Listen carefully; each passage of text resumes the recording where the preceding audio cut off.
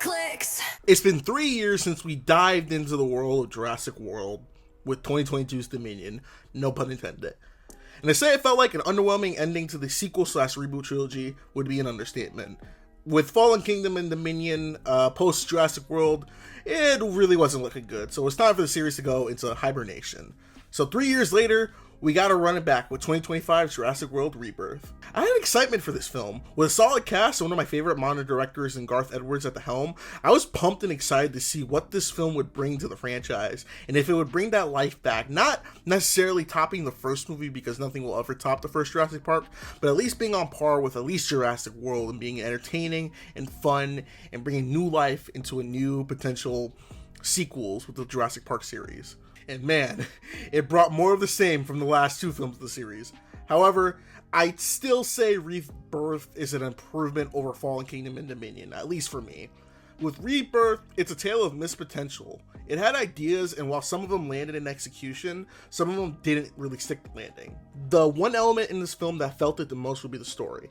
The plot point of getting the blood samples from the dinosaurs for heart disease treatment was the heart of this film, no pun intended, and it delivered. It was engaging to watch them collect each sample and led to some very cool set pieces. I think every time we met a new dinosaur, a new mutation, they really did a good job of showcasing it with that story. If it just stuck with that storyline while adding in some other stuff that we got later in the film, I think that it would have been a very entertaining watch. However, it's a Jurassic Park film, so we have to add in the family in peril, and that's the downside of this film. Once we get the family having to be rescued from the island as well, it just felt, oh god, it wasn't terrible, and it's the standard, like I mentioned, for the series. It just felt like it wasn't intertwined well with the main story because I cared more about them getting the samples than the family subplot. And that's kind of why they focus more in the trailer with them getting those samples, like the scene where they're getting it from the cave and they're going on the cliff, they're rappelling down.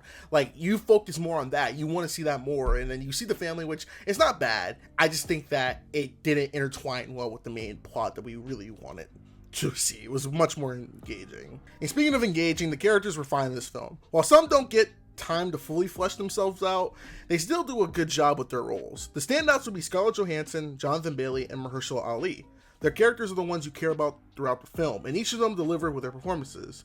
And like I mentioned, probably each of them don't really get like an arc. You do learn a little bit more about the characters and what their motivations are, and I feel like that for the amount of time we had for 2 hours and 5 minutes of this film, I think that they did the best they could to really flesh out their characters in that runtime.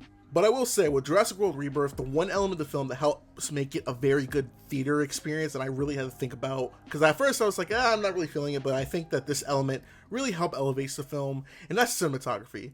John Matheson, who we recall did Gladiator 2 and has worked with a lot of Ridley Scott films, did the cinematography for this, and he did a great job of showcasing both establishing shots of the island and composition shots showing the dinosaurs in action. And a lot of those shots were just absolutely beautiful. And the one thing I like about Garth Edwards at the helm of this is that every time he does a film, he knows how to shoot scale. So we got 2014 Godzilla, The Creator, and even Star Wars Rogue One. He can show the scale from the human-sized perspective to these big battle sequences or big monsters. So I feel like he took a lot of inspiration from his time doing Godzilla to really go with the scaling size and showcasing that in that perspective. It was able to help like visualize with the audience, like, whoa, these are like larger than life creatures. These aren't real, but they feel like if they were real, they would look like that. And it was just absolutely great. And those two combined really did make for a good visual experience. The one scene that really did it for me was the scene where they got the sample from the Titanosaurus. I think that was my favorite sequence of the film. You cue in the establishing shot you have with Matheson, and then the scaling that Edwards doing, and then you have the OG score swelling in. That scene pretty much almost saved the movie for it. Like, it's not like a terrible movie or even a good movie, but that scene helped it be like, okay, this is fun. This feels like Jurassic Park /World. And I think that the visuals and cinematography are enough to help carry this film and warrant going to see this at least in IMAX. Overall, Jurassic World Rebirth is an okay entry into the series. While it feels like an improvement from the previous 2 entries in the series, it still feels like it could have been more. But for a summer blockbuster film, it's fun and it's fine. If you're a fan of the series, you'll still get a fun time out of this. I recommend if you like Jurassic Park or even Jurassic World, give Rebirth a watch. But I'm going to give Jurassic World Rebirth a final grade of a B-.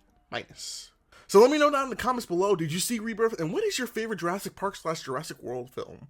Until next time, I've been Mac from Macman Reviews, and I'll see you all in the next video. Peace. Hey, if you like this video, make sure you check out one of my other reviews on my channel, and stay tuned for the next one.